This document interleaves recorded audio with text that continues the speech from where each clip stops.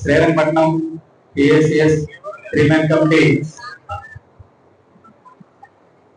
ప్రమాణ స్వీకారోత్సవానికి ఇచ్చేసిన రాజానగరం తెలుగుదేశం పార్టీ ఇన్ఛార్జ్ రొడా చైర్మన్ పొట్టు వెంకటరామచౌదరి గారికి, అలాగే జనసేన నాసేన నావంతు కోఆర్డినేటర్ బత్తుల వెంకటలక్ష్మి గారికి,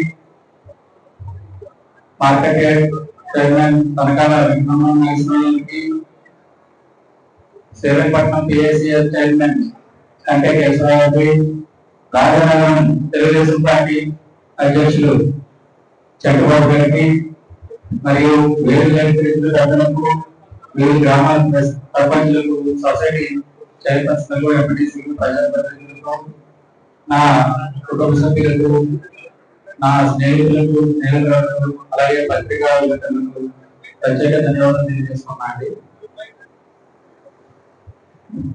ముఖ్యంగా మన ఎమ్మెల్యే బత్తుల బలరామకృష్ణ గారు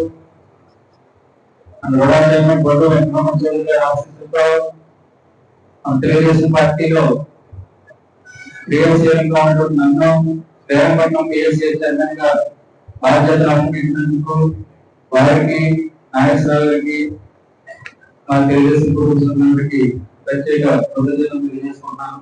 అలాగే శ్రీరంగపట్నం సొసైటీ 6 గ్రామాలు శ్రీరంగపట్నం, కోటి, గడగంబాలు, బుల్లిపాలెం, రాఘవపురం, కేశవరం ఈ రైతులందరితో ఆ ఉన్న నాయకులతో ఒక ప్రత్యేక సమావేశం ఏర్పాటు చేసుకుని ఈ సొసైటీ లాభాలకి తీసుకురావడానికి ఏ విధమైన చర్యలు తీసుకోవాలో అందరి యొక్క సహాయ సహకారాలు తీసుకుని మన పొట్టి వెంకటరామచౌదరి సహకారంతో మన ఎమ్మెల్యే బలరామకృష్ణ గారి సహకారంతో సొసైటీని లాభాల మార్గం తీసుకొచ్చే విధంగా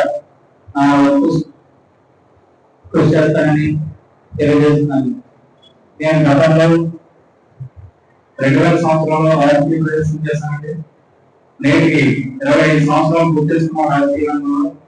నేను గతంలో ఎన్నో పదవులు తెలుగుదేశం పార్టీ తరఫున చేశానండి. అలాగే గ్రామ సర్పంచ్గా, జిల్లా కమిటీగా, అలాగే ప్రెసిడెంట్ ప్రస్తుతం శ్రీరంగపట్నం పిఎస్సి చైర్మన్ గా ఎన్నుకోబడినందుకు ఈ యొక్క తెలుగుదేశం పార్టీకి ఎప్పటికీ రుణపడి ఉంటానని తెలియజేసుకున్నాను.